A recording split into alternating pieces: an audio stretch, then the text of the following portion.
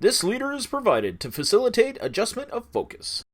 Please be aware there are spoilers contained in this video presentation. Kwai River. Obi-Wan has got to span. He's going to make a choo-choo highway. You sit in crater, you troop motivator. Just when it's finished, it's then blown away. The Bridge Over the River Kwai was released in 1957, directed by David Lean. It won for Best Picture, Actor, Director, Writing, Cinematography, Editing, and Score, and was nominated for Supporting Actor. It won the Golden Globe for Picture, Actor, and Director. Do you guys remember what David Lean, what else he directed? Dr. Zhivago. I can see that. And I felt like this was radically more successful. He's done it. He did the things that he was trying to do in Dr. Zhivago with some of the visuals. I was just a lot more interested in what was going on. Well, and answer Alec Guinness in it being a total badass. This is also the reason why 12 Angry Men didn't win anything. Well, it's probably because it was in color. Yeah, probably. It's deceiving because that picture they have, the Hollywood top 100 movies, it's in black and white. It already went up one step because it's in color. All right. The idea of somebody trying to get his troops motivated and that very British, well, we're going to keep a stiff upper lip and we're going to go and do our best. And the idea that he was on the edge of fraternizing with the enemy, it was a really interesting look at the Great Escape is kind of the underlying theme of all of those captured World War II POW kind of camp movies. And this was certainly turned that on its ear.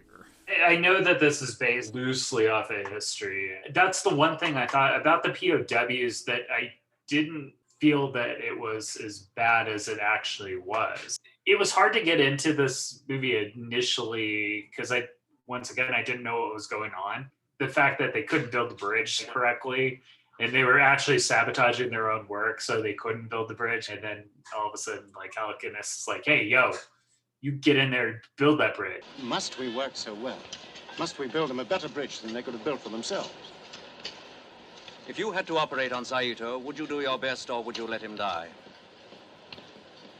Would you prefer to see this battalion disintegrate in idleness? Would you have it said that our chaps can't do a proper job? The way that Alec Guinness goes waltzing from being in the hot box to running the camp. Right. Just like effortlessly. And I think that pulls into like that kind of British superiority complex. Beautiful. Yes, beautiful. A first-rate job. That was kind of like weird to think about because I'm like, they're all POWs. So what, like, why? I mean, I'm amazed they just wouldn't like kill all of the English if they're like, "Guy, you guys are the worst workers in the world." I think the Americans were the worst workers in the world. The leader of the camp had stakes because he had to get the bridge finished.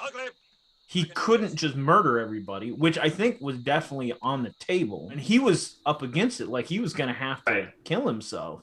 Right. I thought that him cutting his hair off was really significant. He did what he needed to do, but he still lost honor because he was not the commander that Alec Guinness was. And he could never be a commander like that. I thought that moment where Sir Alec Guinness realizes, like, pops out of the goal-oriented leader. What have I done? It's so easy to lose focus on the big picture when you're focused on projects, but you take a step back and it's like, oh yeah, it's just a cog. And while this cog is important, the big wheel is what's really important. I don't know whether that kind of thinking is very healthy, but I must admit I've had some thoughts on those lines from time to time. Honor, respect, and loyalty is what this movie is all about. And you take a look at William Holden's character, and he really doesn't have any of those three qualities. He's trying to get out of like everything up until the end, and then he makes That the is the only sacrifice. time where he's like, he wants to get her done. So Yeah, get her done. Nice talking. Get her done. When he comes out of the hot box, like that scene, Sir Alec Guinness did a fantastic job of that. You can see why they thought he would be a good Obi-Wan Kenobi. And why Alec Guinness thought that role was maybe beneath him. Help me, Obi-Wan Kenobi. You're my only hope. I thought for sure we were going to see a ukulele pop out at that talent show. I was like, oh, here it comes. Here comes my time. I've waited. And no ukulele there. It had the most potential. Yeah, but no ukulele. This certainly shows what David Lean can do. I would watch this before I would watch Dr. Zhivago in a heartbeat. I'd march right into giving it a solid 3 ukuleles. I feel like it's a little long, but I don't have any qualms with giving it 3 for sure. I would give it 3. It was pretty good. I liked it. It's over!